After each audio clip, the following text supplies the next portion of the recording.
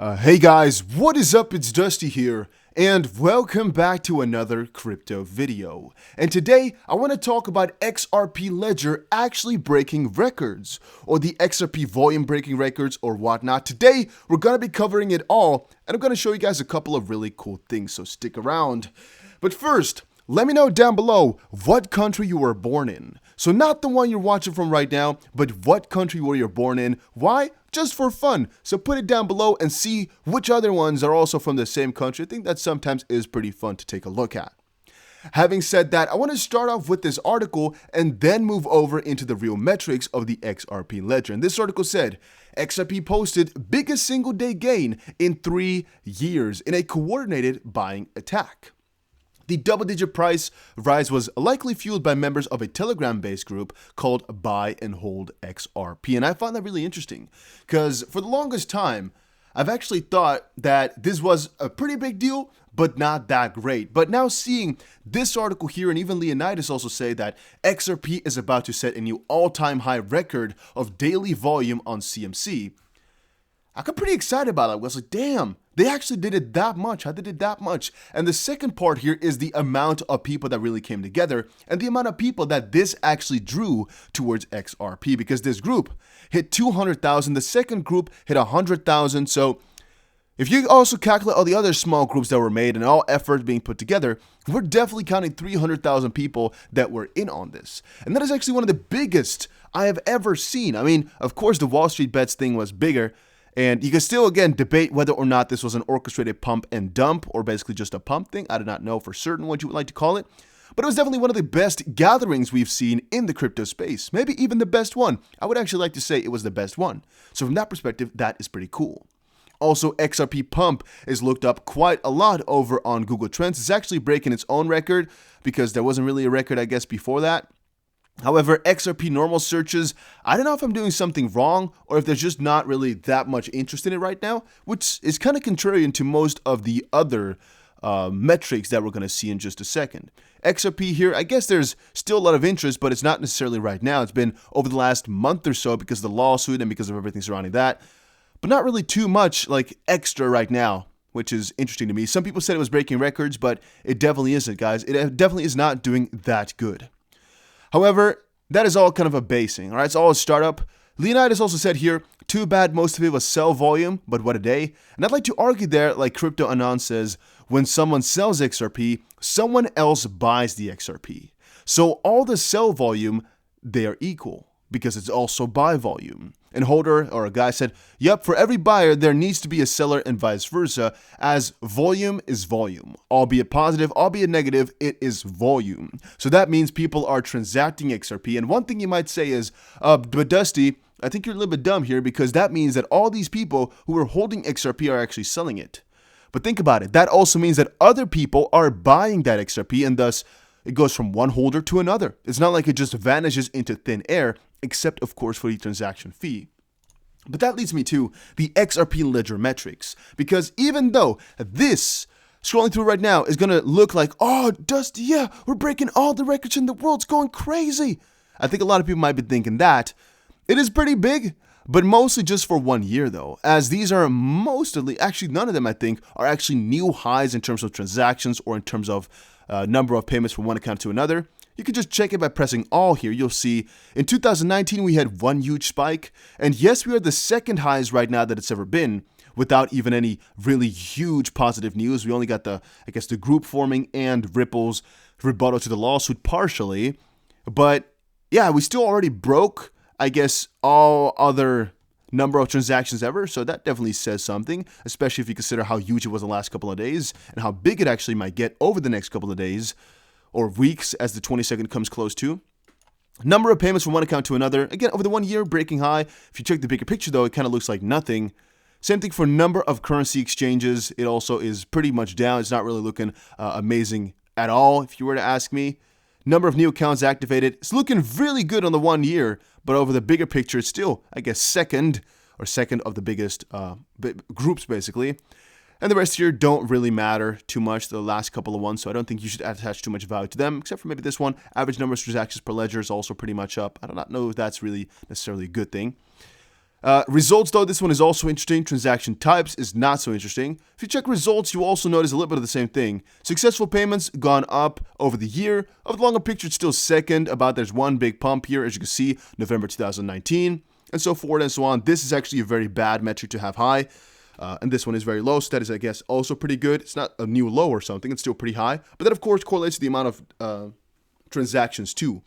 And then undefined payments. These are all not necessarily good things, but it's just fun that you can actually see all this stuff on XRP Scan. I just didn't really check this for like months or so. So if you're ever wondering, you can find all this stuff over here. Not promoting it or whatever. I'm just saying, hey, if you were interested about that info, I found it right now. And for this volume, really, or I should actually say, for this percentage gain in one day, I couldn't find the right website. So if you guys know a place to find it, let me know. All right, and there's actually also a very big difference between from 12 a.m. to 12 a.m. gain, or from the lowest to the highest point, basically. So the volatility within one day.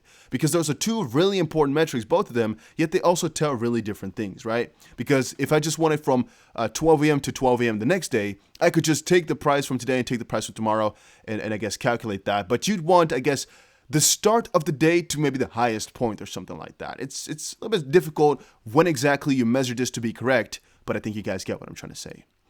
I also spelled on Twitter, millions of people will hear about XRP this week. Keep spreading the awareness and let's make the biggest XRP Discord. I'm still with that, by the way. Discord is still going strong. Ton of people still in here, a lot more than I ever expected. Really, really cool to see that. So join it too. A link is down below if you're into XRP. If you're into some other crypto, let me know. And we might make another group for some other crypto, whatever. If you want your specific group, just join. It's going to be big. It's going to be cool. 1,300 people online, people always in the voice chat. So if you want to just come around and chat, there's always going to be people, at least I hope so. So yeah, as I said just now, come check it out. And this first part of a lot of people hearing about XRP, it definitely happened. If somebody says this didn't age well, I would say it did. A lot of people heard about XRP. Whether or not it was good, debatable, but they definitely did hear about it. A lot of people did. Then I saw this one, XRP dumps 40%, cleans out FOMOing traders hoping to catch $1. And that's a fun thing, because do you think that the real XRP holders have been caught up or cleaned out? No. What has been cleaned out is these guys who just bought and wanted to sell quickly within a couple of minutes for some profit. Those are weak hands. And I want to kind of come back to the diamond hand meme, because I would say the real XRP community, the people who've been here for a little while, they're not shaken by this. You think a 70 to 35 cent drop or move is that big for us? No. A lot of us have even been here since 2017. If you have, put it down below in the comment section. We've seen XRP at $3, or maybe some others were here in 2018 and whatever. You saw XRP at $1.50 maybe, XRP at $1, whatever. We've seen higher prices. We have seen XRP at 17 cents. We've seen a lot. This doesn't get me to stop holding it. No. If I wanted to take some quick profit, I would though. One thing you should really understand is that the community is nice, right? And we do a lot for the community, and that's again why we also make a lot of content for it and why we talk about it all the time. But in the end, it is still you and you alone. We've seen now with this whole pump and dump situation that most people, I'm going to say 99% of the people, will act out of self-interest, not for the benefit of the coin, not for the benefit of the network, not for the benefit of the community. So think about that when you're trying to hold something or go for something. I bought $1,000 worth of XRP because you guys, you guys said I'd get some respect if I do that during the live stream, so we did. But that does not mean that's a smart decision financially, because I've said in the live stream too, don't copy what I'm doing. There's a very high chance you're going to just lose money, because it's not smart to buy at 830. You should probably buy up front and then sell it as soon as you can for profit. But again, that's your own profit, not the profit for the community. But that's again the big difference to make there. Try to act in your self-interest unless it has no real negative side to act in community manner, or because you want to do it for the memes like I kind of did right here. But I knew it very well that it wasn't the best decision for me financially. And please don't act or think that most people will support the community, because we just now saw that they don't. So please, just if you want to sell it, go for it. You don't have to hold for all of us. It will all be fine, even if you decide to sell. So please think about that for a little second, guys. A lot of people here are just in their own interest. Then Stellar becomes the new home of USDC as integration goes live.